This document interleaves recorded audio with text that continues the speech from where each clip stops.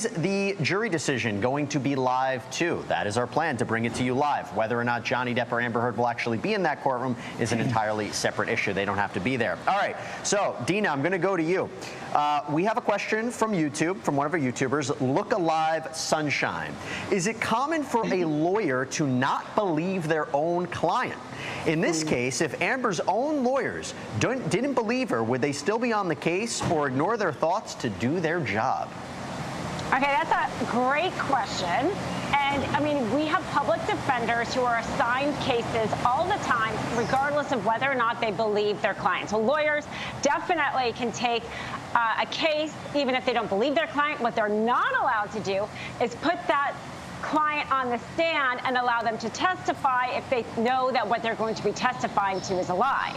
But otherwise, you know, in terms of private practice, a lawyer may not take a case if they don't believe the case just because they don't think they can win it. And as a lawyer in private practice, you want to be able to win your cases. I mean, certainly you can still take a case even if you don't believe them, if you think you can do a good legal job and win. But for the most part, I would say lawyers usually take cases and only when they believe their clients, just because if they can pick and choose, they would rather take a case they believe in. And a case that they think they could win as well. We're getting a lot of procedural questions, Gene, a ton of them. People are very interested in the process. So from Kimberly Belver on YouTube, from a juror's perspective, how is a ruling of stricken different than an objection sustained, you know, by the judge? How should the jurors treat these differently? Thank you. That's a fantastic question. An objection sustained means I ask a question, how many times did you rob a bank? Objection sustained, that means that question is gone. When something is stricken, it's a witness says something or an attorney says something that is so prejudicial that those sentences have to be stricken from the transcript. They're almost the same. They're like fraternal twins. They accomplish the same thing, but they're just a little bit different. Yeah, and you know they're going to get an instruction that not to take that into consideration.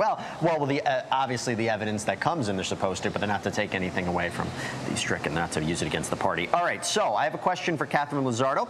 This is from James Moriarty on YouTube. By the way, isn't that like a Sherlock Holmes villain? Anyway, James Moriarty. To Catherine Lizardo. Can the jury really take all the text allegedly by Johnny Depp as a reliable evidence? I mean, in the closing arguments, that's all Rottenborn talked about mostly.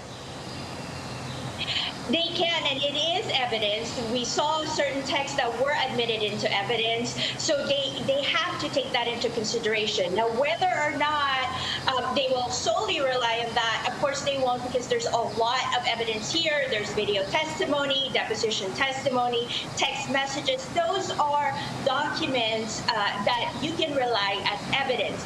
Now, Rottenborn actually used those text messages a lot because it's more visual and we see it. But I have to point out, he used the same text message that was at issue yesterday, where Johnny Depp said that he didn't write that.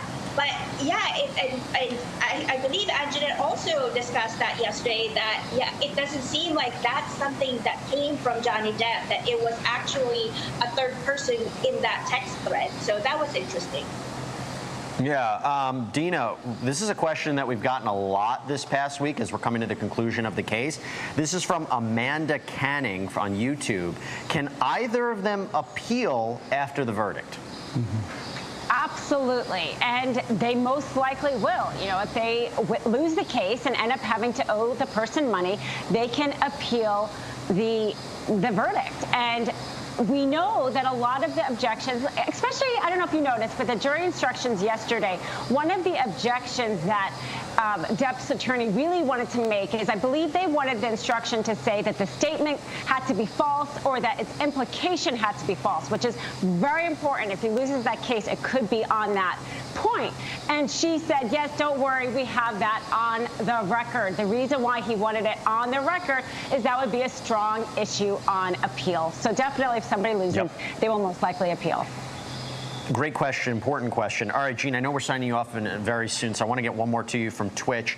Opalaria wasn't saying the jury's decision has an effect on the First Amendment misleading and possibly scaring the jury into siding with Amber. The First Amendment isn't relevant to defamation or suits between individuals, only the government. You have about a minute.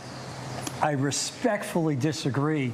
This case is in part on the First Amendment. I think Mr. Rottenborn did a very good job that under Virginia law, if you are exercising your First Amendment right about a public policy issue and you don't have actual malice, you have immunity from any lawsuit. So in part, I respectfully disagree.